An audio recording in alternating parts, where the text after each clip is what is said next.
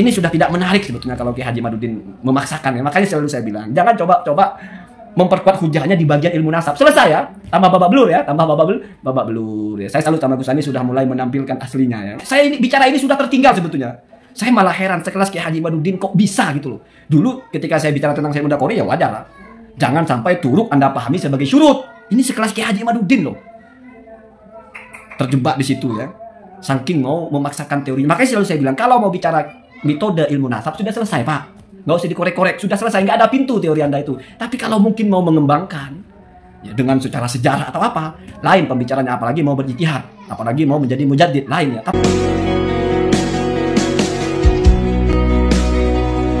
Kau seperti nyanyian dalam hatiku yang memanggil rinduku padamu, seperti. Assalamualaikum warahmatullahi wabarakatuh. Bismillahirrahmanirrahim. Allahumma sholli ala sayyidina Muhammadin wa ala alihi wa sahbihi ajma'in, amma ba'du.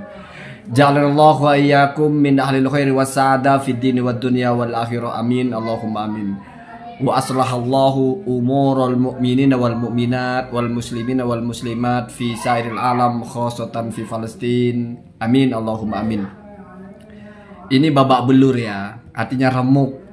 Coba itu YouTuber yang pro Kiai Haji Imad bisa nggak membantah kontennya Gus Ani ini, bahwasanya ketika Kiai Imad itu mengatakan siapa bilang tidak ada yang mensyaratkan kitab sezaman, lalu membaca kitab kitab Rosail fi ilmin nasab ya, dimana di situ ada at-thoriqu as-sani. Jadi Kiai Haji Imaduddin ini memahami at-thoriqu as-sani itu sebagai as-syartu as-sani, syarat kedua, padahal itu at-thoriqu ya. Ini dulu saya sudah lama sekali bicara ini. Saya masih ingat nggak ketika saya bilang saya tantang Tauku Mudakori berdebat 70 hari 70 malam. Kalau syarat mau disamakan dengan torik, atau kalau syurut mau disamakan dengan turuk. Jadi syarat dengan turuk itu jauh berbeda. Kalau syarat itu mesti harus lengkap biar sah. Kalau turuk sebetulnya bukan metode ya. Kita kalau mau adopsi pemahaman dalam ilmu mustalahul hadis, kalau ada ulama mengatakan wa fi hadal hadis turuk kathiroh atau turukun kathiroh, hadis ini punya banyak turuk. Turuk itu adalah ketika yang mendengar dari Nabi itu sahabatnya satu orang ya. Lalu dari sahabat ini kepada level perawi keduanya beda orang. Contohnya Imam Bukhari itu meriwayatkan hadis alladzi tafutuhu sholatul asri ka'annama wutiro ahlahu wa malahu ya. Orang kalau terlewat sholat asar ya, itu seperti orang yang kehilangan harta, kehilangan keluarga. Baqiya bila ahlin wal amalin, artinya merugi besar. Ini Imam Bukhari meriwayatkan hadis ini dari jalur Ibnu Umar ke Nafi, Nafi baru ke Imam Malik sampai ke Imam Bukhari.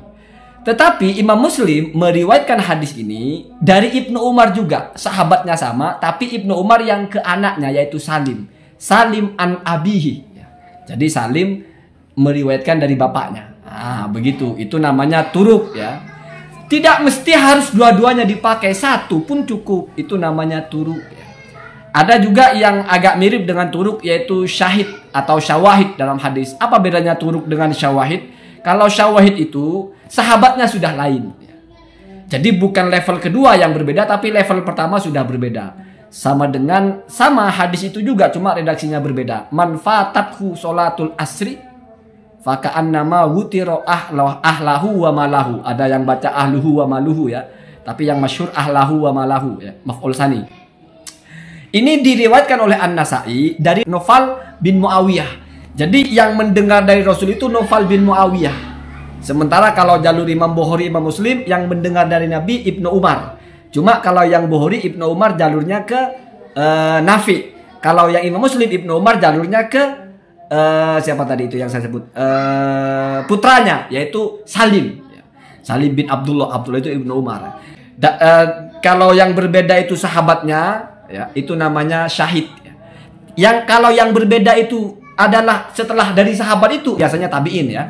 Maka itu namanya turuk ya. Kalau mau pakai bahasa sederhana saja, turuk itu jalan atau jalur. Torik itu jalur, jalan ya. Ada rumah, ada 5 pintu. Apakah orang bisa masuk ke rumah itu kalau harus lewat 5 pintu itu? Masuk terus keluar, masuk lagi pintu ini, keluar, masuk begitu. Itu kan nggak beres berpikirnya. Lewat pintu manapun kamu masuk, sah, kamu ada di rumah. Begitu juga nasab, bahkan itu jalan yang kedua, torik kedua kitab nasab itu. Torik pertama itu suhrah wal istifadoh. Jadi bahasanya pesantren sarang itu, Al-Anwar itu, nggak main-main. Tidak ada yang mensyaratkan. Bukan tidak ada yang mengatakan ada kitab sezaman. Apalagi ini anggaplah sudah keimat dengan ijtihadnya Al-Abdal itu sezaman. Silahkanlah ya. Tetapi bukan syarat posisinya. Apa? Salah satu alternatif jalur. Bahkan kalau dibaca yang adharul bayyinat, artinya yang bukti paling kuat itu sufrah wal istifadoh, bukan kitab nasab. Anda baca di kitab itu. Ketika disebut beberapa syarat-syarat, beberapa turuk-turuk atau jalan-jalan isbatnya nasab, ketika menyebut sufrah istifadoh itu justru itulah yang adharu al bayyinat atau adharu al musbitat ya. Yang paling kokoh untuk mengisbat itu yaitu sufrah wal istifadoh itu. Syaratnya meluas di negara itu. Bahkan dalam nasab itu tidak ada syarat musyahadah. Lau u'tubirotil musyahadatu ya. Kalau seandainya musyahadah itu disyaratkan atau dianggap artinya menjadi persyaratan dalam nasab, maka tidak akan ada orang yang sah nasabnya. Kenapa? Karena seorang anak tidak mungkin dia melihat bagaimana dia dilahirkan. Dia juga tidak mungkin melihat bagaimana bapak dan ibunya bersetubuh. Itu maksudnya musyahadah. Tahu persis bapak ibunya bersetubuh, mereproduksi, tahu persis bagaimana lahir. Gimana dia mau tahu? Seorang anak, orang dia lahir bayi, ini logika Pak. Walaupun kalau dikembangkan bahwasanya musyahadah di dalam nasab itu tidak mungkin terjadi bahkan ya. Kenapa? Karena untuk dirinya maksudnya tidak mungkin terjadi itu kalau menjadikan syarat. Kecuali kalau orang lain mungkin bisa. Jadi kamu kurung 2 orang, laki-laki perempuan. Terus kamu suruh mereka menikah, terus kamu persetubuhkan mereka. Tidak bisa mereka keluar kemana-mana sampai mereka lahir. Baru itu fix anaknya. Kalau misalnya orang kamu lihat menyaksikan orang berdua menikah. Kamu kan tidak tahu malamnya mereka berbuat atau tidak. Siapa tahu besoknya menserong.